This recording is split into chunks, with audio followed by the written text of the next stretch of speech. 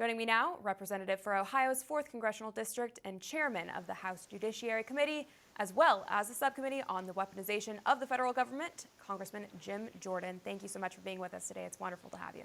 You bet. Good to be with you, Allison. Of course. So can you share with us what has been uncovered and what would be particularly shocking to the American people surrounding this issue with Trump and the Durham report?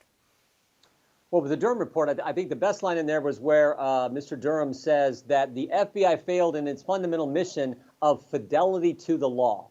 In other words, they didn't follow the law. They didn't uphold the rule of law. There was no probable cause, no predicate, no evidence whatsoever to launch this investigation into a presidential campaign, into President Trump, and into people who spied on people who were actually affiliated with the campaign. They did it based on a dossier they knew was false, that the Clinton campaign had worked through other people but had gotten to the FBI. So it was all a sham, it was all a hoax, it was all baloney, and it never should have happened. Absolutely, it shouldn't have. Why do you think it took so long for the truth to be unveiled here? I think Durham did a thorough job. I was frustrated, I think, as most Americans were, that it was taking this long, because we suspected all this, we said all this beforehand, and he just validated and confirmed everything we thought. I always point out, it seems like the only thing we get wrong on these issues is it's always, in the end, it always turns out to be actually worse than we thought.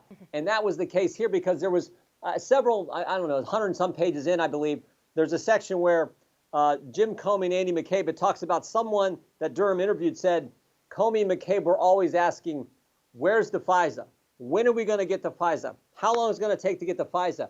And remember, they took false evidence, including the dossier, to the FISA court to get that FISA warrant to spy on American citizens.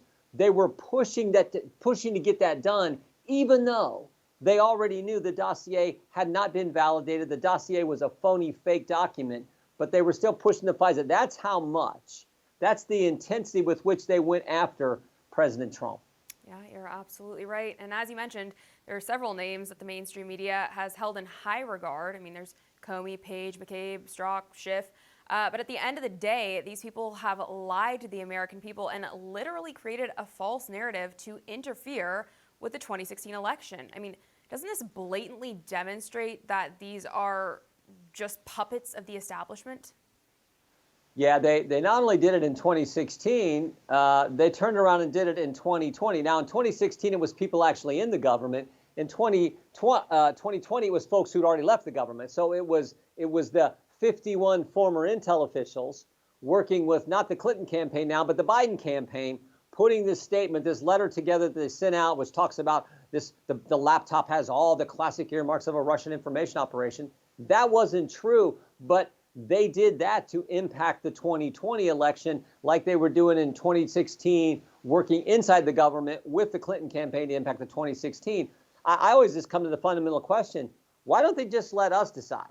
Instead of getting involved in trying to impact the elections, just let the American people, let we the people decide who we want as our president of our great country. Yeah, that's a pretty basic concept you think would be upheld in the great country of America, but it seems to be very controversial these days. Now, is there a way to hold these people accountable for their part in this massive deception of the American people? I think the only thing that we can do in Congress, and it's important, is we got to look at the power of the purse. We got to look at the appropriations process and say, look, we're going to have to put some stipulations and some restrictions on certain money. We may have to reduce certain money. We may not approve certain things you want to do with American tax dollars. That's the leverage we have. So we can get the facts on the table. We can propose legislation, but I don't think we're going to get any legislation passed through the Chuck Schumer Democrat-controlled Senate, or Joe Biden would actually sign it even if we could get it through the Senate.